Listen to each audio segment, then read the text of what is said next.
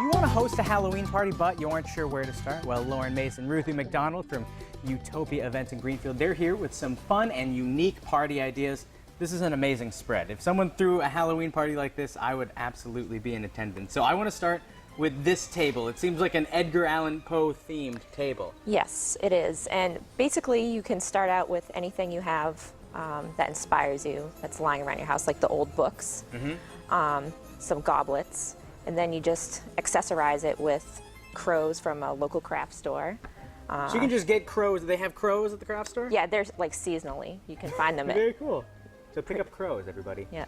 And a skull as well. And the best part is, too, I bet a lot of people are looking at this right now, and I bet you're saying to yourselves, I'll never be able to make something as cool as this, but you can. And we have some examples here. So let's show people how they can recreate a lot of elements of this table right here. Okay, so first of all, we can start with your seating assignment name with dripping blood. And you just rip up a book. Yep, take one of those books that you have laying around your house, dilute some red acrylic paint. So it's diluted paint right there, and then you just write dilute. it? Yep, and then all right, we'll write Seth. Oh yes, please. And just make it really liquidy.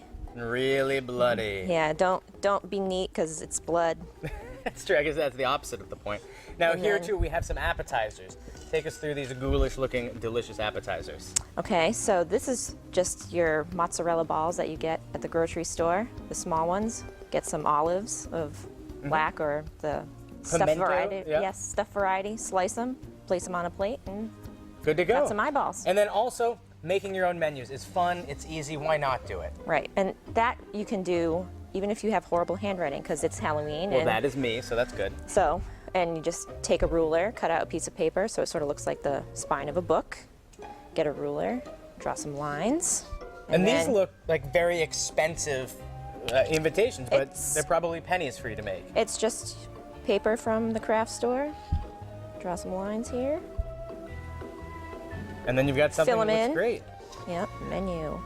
Well, I want to start moving over to the other table because I'm loving this over here also. And now that wood block, you're telling me you didn't pay a dime for that. You found that in your yard. No, it was, yep, it's wood that we will then probably burn this winter in our fire, our wood stove. So the idea is just to collect some things that are around your backyard. We have some rocks and tree branches and picked up some moss at the craft store, pumpkins, gourds, mix it all in there, and you have a very natural woodland setting.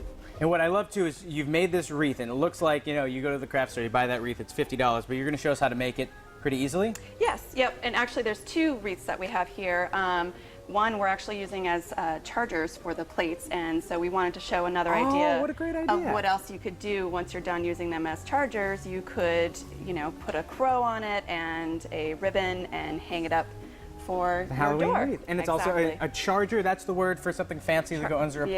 Yeah, it just makes it look nice. I'm not that classy, so I don't know all these big words. And now lastly, we're going to make a wreath like this, and you need... Exactly, just little a piece? little foam piece and some glue gun, and a black boa. May and I? then, absolutely, just put some Just go to dots on town? the outside. Oh, Yep. just dots. Yep, just start from the outside, putting some dots. Here we go. Little of this, little of that. And if you're going to do this project with your kids, you probably shouldn't let them around the glue gun, is that right? No, yeah, you should definitely be helping them with the hot glue gun. So then you start just attaching it to the outside, and then you work your way This is easy. around. Yep, and then, you know, ultimately you funny. just keep going around. You see these things in magazines, and they're so expensive. You can make it yourself for so much less. Very inexpensive. And lastly, I want to talk behind us. There's something really cool that you can bring the outsides indoors for your Halloween parties. Again, just branches that we found out in the woods and some crows, attach them to the branches, and some cool pumpkins at the bottom. This is one heck of a spread. I'm going to say, come on back for our Halloween show. You've got to make our set look amazing because this is just tremendous. Ladies, thank you so much for all these great ideas.